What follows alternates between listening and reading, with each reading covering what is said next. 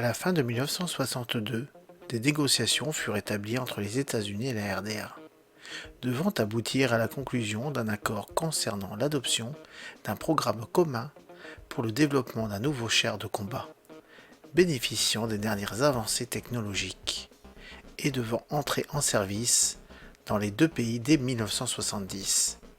L'accord fut signé en août 1963 entre les deux pays.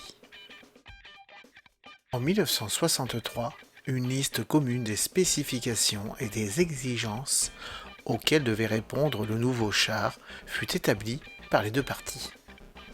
Le développement, quant à lui, était supervisé par les deux bureaux d'études, le JEA, Joint Engineering Agency, composé de représentants gouvernementaux ainsi que de militaires, tandis que le JTD, Joint Design Team, comportait les représentants des industries des deux pays. General Motors était le principal maître d'œuvre du côté américain. L'équivalent ouest-allemand était la Deutsche Entwicklungsgesellschaft, récemment issue d'un consortium. La phase de conception réalisée à Augsbourg s'étala de fin 1964 à fin 1966. La construction de 6 prototypes américains se déroula à Détroit à partir de juillet 1967, 2 mois avant la construction du premier des 6 prototypes ouest-allemands. Le MBT était armé d'une version allongée du canon de 152 mm à basse pression M81 monté précédemment sur le char léger M551 Sheridan et le char de combat M60A2. Sa pression en chambre supérieure l'autorisant par conséquent à tirer des obus flèches en complément des obus à charge creuse, explosifs et missiles anti-chars. En outre, le canon était approvisionné par un système de chargement automatique positionné dans la nuque de la tourelle. L'installation d'un tel système était jugée essentielle pour permettre le tir en marche et réduire l'équipage à 3 hommes. En cas d'agression, l'explosion éventuelle des munitions est dirigée vers le haut grâce à une série de panneaux anti-explosion installés sur le toit. En plus du système de guidage du missile Chailela, il y avait aussi une conduite de tir comprenant, entre autres, un télémètre laser et un calculateur balistique. Les 3 membres d'équipage étaient tous rassemblés dans la tourelle. Ce regroupement facilitait le chauffage et la climatisation du compartiment de combat tout en assurant leur protection contre les menaces de type NRBC si le char venait à évoluer dans un environnement contaminé. L'absence de pilote dans le châssis permettait de diminuer la hauteur de la caisse et par conséquent de réduire la silhouette du char. En contrepartie, l'installation d'un poste de pilotage contrarotatif était nécessaire afin que le pilote fasse toujours face vers l'avant. En plus de son encombrement, ce système a entraîné inévitablement une complexification des commandes et par conséquent de la conduite. Devant être extrêmement mobile, le tank devait posséder un rapport puissance-poids d'au moins 30 chevaux par tonne. Un ratio nettement supérieur à tous les blindés d'une masse comparable conçus jusqu'alors. La masse en ordre de combat étant initialement fixée à 45,3 tonnes. Cela impliquait l'utilisation d'un moteur d'une puissance de 1500 chevaux. Une suspension oléopneumatique à garde au sol et assiette variable lui permettait d'atteindre une vitesse exceptionnelle en terrain accidenté.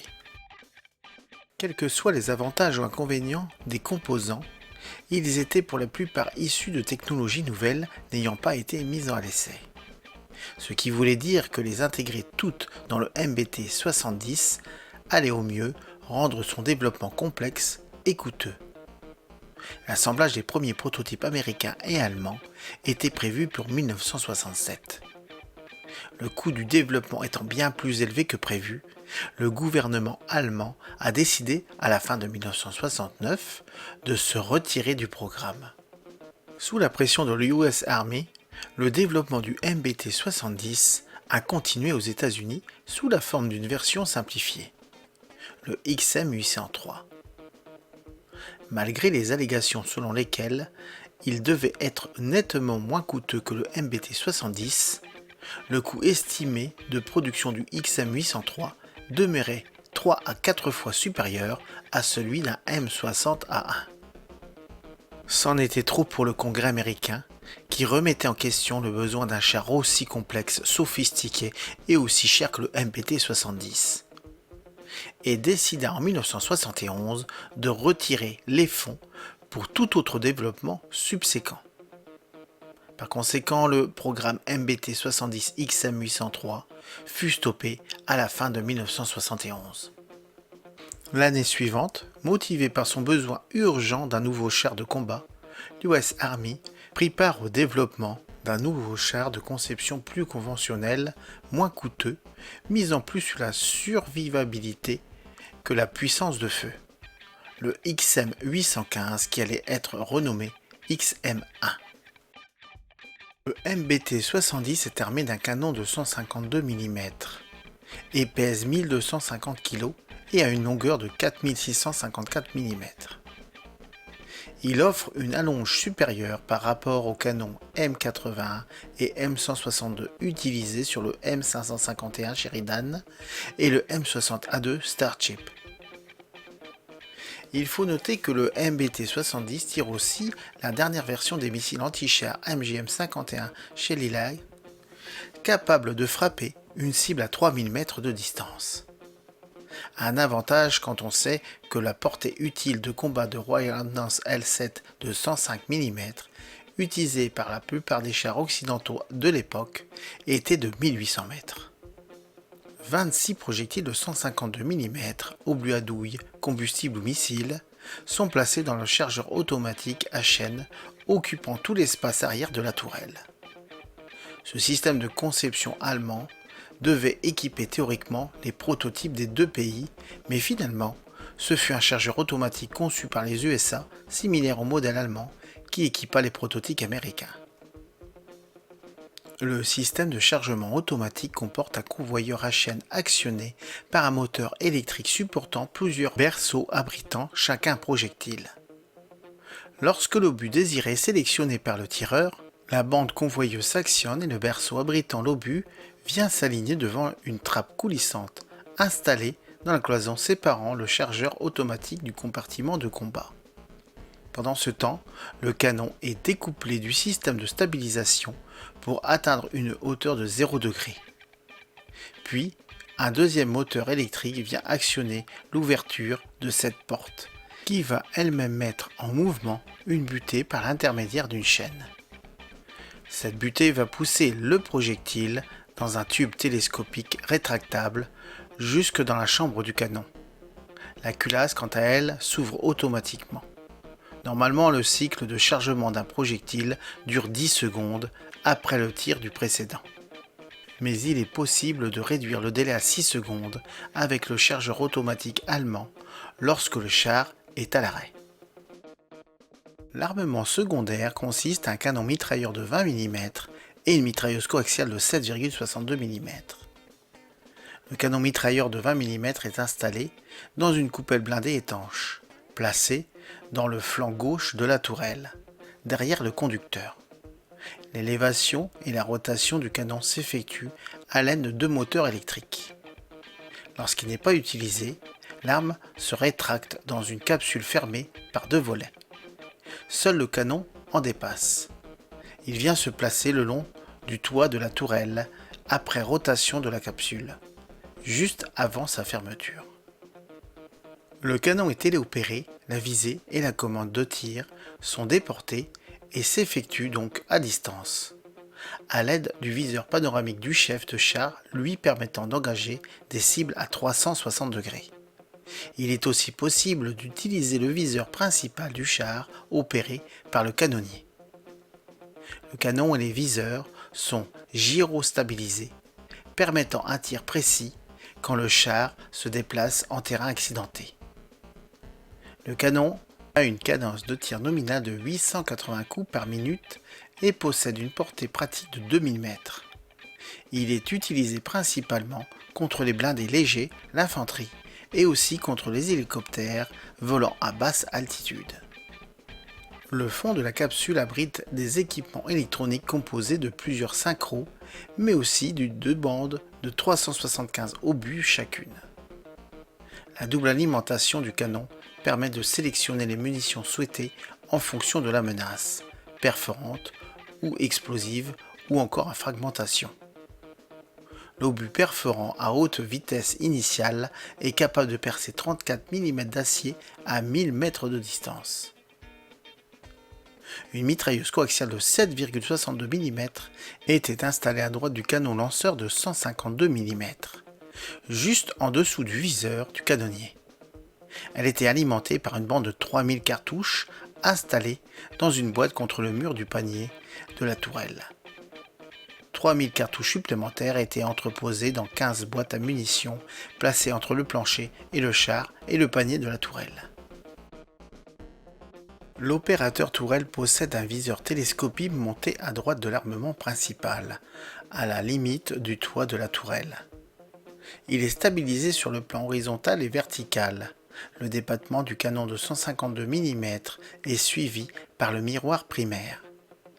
La capacité d'agrandissement varie de 7 à 14, et cela de manière continue, comme un zoom pour ne pas désorienter le tireur. Un télémètre laser est incorporé au viseur dès 1967. Si le viseur principal vient à faire défaut, le tireur peut toujours compter sur un viseur télescopique d'urgence avec une capacité de grossissement par 8, provenant du Léopard 1. Le chef de char possède quant à lui un viseur périscopique monté à l'avant gauche de la trappe d'accès du chef de char. Il permet de réaliser des observations sur 360 degrés, avec une capacité d'agrandissement par 3 et par 8. Il peut aussi fonctionner dans des conditions nocturnes à l'aide d'un filtre infrarouge qui lui permettent de capter la lumière émise par les phares infrarouges, montés sur le canon de 152 mm. Ce viseur a la particularité d'être équipé d'un système gyrostabilisation travaillant sur les 2 plans, site et gisement. Ce système initialement développé pour le Léopard 1 l'autorise à pointer continuellement dans la même direction avec une précision de l'ordre de 0,05 milliardian, même quand le MBT-70 se déplace à une vitesse inférieure ou égale à 30 km/h. A noter que la brillance du réticule est réglable et que le périscope possède aussi un système de dégivrage. Un second viseur périscopique est installé à l'avant droite de la trappe d'accès du chef de char, juste à côté du précédent, plus volumineux que le premier. Il ne sert que la nuit, la vision nocturne s'effectuant d'une manière passive, à l'aide d'un système d'amplification de lumière, inutilisable en journée. Il se rétracte dans la tourelle grâce à un mécanisme hydraulique. Le cahier des charges établi au début du programme stipulait que le futur char germano-américain devait être capable de mettre en échec des obus perforants sous-calibrés à sabots détachables de 105 mm tirés à distance de 800 mètres. Le MBT-70 possède une tourelle moulée, recouverte d'une carapace en acier à double dureté dénominée High Performance Armor, blindage à haute performance, comprenant 9% de nickel et 4% de cobalt refondu à l'arc sous vide pour atteindre un indice de dureté dépassant les 500 HB. L'épaisseur de cette dernière ne dépasse pas 40 mm. Sa dureté était suffisante à l'époque pour pulvériser des projectiles perforants à noyau en carbure de tungstène à l'impact. L'espace entre la carapace extérieure et la partie moulée constituant la base de la tourelle est comblé par un polyéthylène contenant du bore. Cette configuration de blindage est également reprise sur le glacis de l'engin. L'arrière de la tourelle abritant le système de chargement automatique était séparé de l'équipage par une cloison en acier d'une épaisseur de 25 mm. La nuque de la tourelle se caractérisait par l'utilisation de structures en aluminium recouvertes d'une plaque d'acier. 2 panneaux anti-souffle furent installés sur toute la largeur du toit pour évacuer la déflagration en cas d'explosion des munitions situées dans le convoyeur. Le char bénéficiait d'un système de filtration NBC fabriqué en Allemagne et il était installé dans la partie supérieure gauche du châssis. La radioprotection de l'équipage est assurée par une couche de polyéthylène contenant du bord d'une épaisseur comprise entre 15 et 20 cm. Il y avait une issue de secours située sur le plancher, au centre de la tourelle. Il était nécessaire de dévisser un couvercle en titane pour y avoir accès. Cette issue de secours a été supprimée sur le XM803 en raison de la vingtaine de minutes nécessaires à son ouverture. L'engin est entièrement protégé contre les impulsions électromagnétiques, notamment grâce au durcissement de tous ses systèmes électroniques. Les prototypes américains furent propulsés par des moteurs diesel à 12 cylindres refroidis par air, développant environ 1475 chevaux à 2800 tours minute. Au cours du développement du char, le moteur a évolué en 3 modèles. La principale différence entre les moteurs étant l'augmentation de la cylindrée de 18 354 à 22 286 cm3, dans le but d'améliorer la fiabilité lorsque le moteur tourne à plein régime.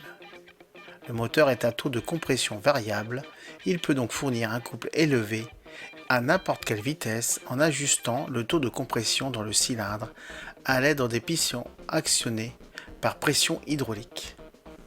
La version allemande du blindé avait préféré se voir équipée d'un moteur de 12 cylindres plus lourd et à refroidissement par liquide. Ce moteur possédait 2 turbocompresseurs avec un système d'échangeur air-air lui permettant de développer 1500 chevaux à 2600 tours par minute. Malgré l'abandon du programme en 1969, le moteur allait quand même connaître une seconde jeunesse en équipant 10 ans plus tard les nouveaux chars ouest allemands de 3e génération, les Léopard 2.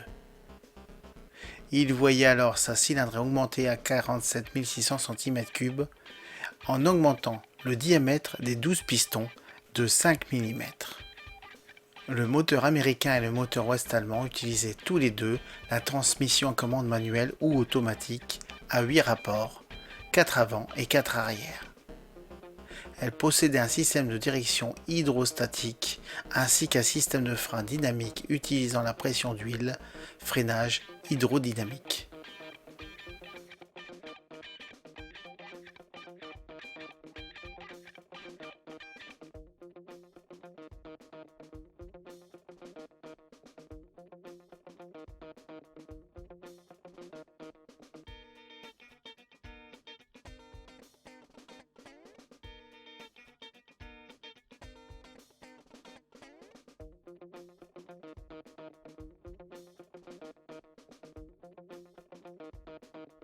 Les Américains avaient des problèmes de fiabilité avec leur moteur, ainsi qu'avec le mécanisme de rotation de la tourelle.